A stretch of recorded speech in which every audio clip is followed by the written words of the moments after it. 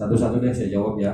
Nanti mungkin ada pertanyaan lain. Mudah-mudahan pertanyaan sekaligus menjawab pertanyaan beliau ini bisa langsung menjawab yang ada di dalam hati Bapak dan Ibu sekalian. Pertanyaan yang pertama adalah tentang analisa transaksi keuangan korban.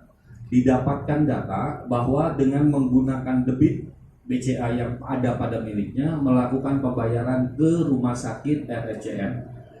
Pertanyaannya, untuk apa uang itu? Uang itu dilakukan untuk pemeriksaan laboratorium.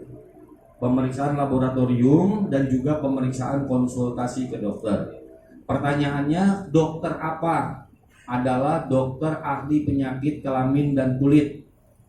Apa yang dilakukan adalah pengecekan. Kenapa dia melakukan itu? Pasti ada keluhan.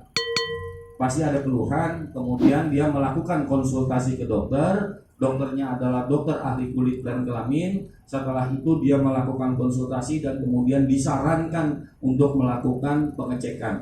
Ada beberapa pengecekan, salah satunya atas kehendaknya sendiri melakukan pengecekan positif atau tidaknya HIV. Tetapi hasil itu sampai dengan korban meninggal dunia belum sempat diambil. Tetapi faktanya dia melakukan konsultasi di dokter penyakit dan kelamin. Apakah ini terkait dengan kemudian adanya dugaan bunuh diri? Sangat terkait.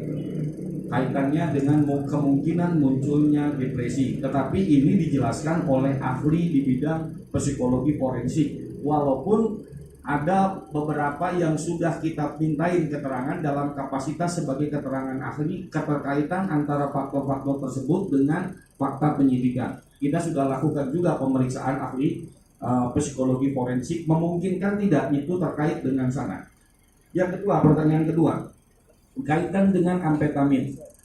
Beliau ini sudah kami periksa dalam bentuk berita acara pemeriksaan ahli, keterangan ahli. Ada keterangan saksi, ada ahli sebagai bukti, sebagai alat bukti dalam satu penyidikan. Jawabannya setelah dilakukan nanti bisa dilengkapi oleh beliau. Jawabannya demikian. Kalau diperiksa urinnya amfetaminnya positif, berarti dia mengkonsumsi amfetamin. Lalu apa pengaruhnya amfetamin terhadap kejiwaan seseorang sehingga mampu melakukan satu hal yang oleh orang normal dianggap tidak mungkin, yaitu meningkatnya keberanian yang sedemikian luar biasa. Yang tidak terpikir, jangan pernah membandingkan pemikiran orang normal dengan orang yang sedang tidak normal, karena nggak nyambung ini, tidak equal, tidak sepadan. Maka yang harus diukur adalah bagaimana pengaruh amfetamin itu terhadap keberanian seseorang untuk melakukan satu tindakan yang menurut orang normal nggak mungkin dilakukan. Itulah hasil pemeriksaan yang tertuang dalam pemeriksaan berita acara ahli. Nanti akan dijelaskan lebih detail lagi.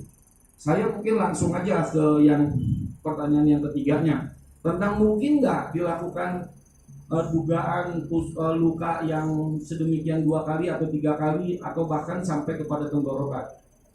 Ini pun saya mendasari kepada fakta pemeriksaan ahli. Ahli mengatakan demikian. Setiap orang yang melakukan bunuh diri dengan senjata tajam akan selalu ada bukti permulaan, akan ada selalu luka percobaan. Dicoba-coba dulu gitu. Bagaimana kaitannya dengan hasil dari kedokteran forensik? Ditemukan fakta bahwa ada 4 luka di dada, yang 2 atau 3 diantaranya itu adalah luka dangkal yang tidak sampai 2 cm, hanya 1 cm sekian. Itulah yang kemudian dianggap sebagai luka, melukai dengan percobaan. Nanti mungkin dokter yang lebih jago, saya mendasari kepada hasil pemeriksaan berita acara pemeriksaan keterangan ahli. Itu Pak Kabit. Terima kasih sudah menonton video ini. Jangan lupa subscribe dan aktifkan lonceng notifikasi supaya kamu nggak ketinggalan video terbaru dari Grid.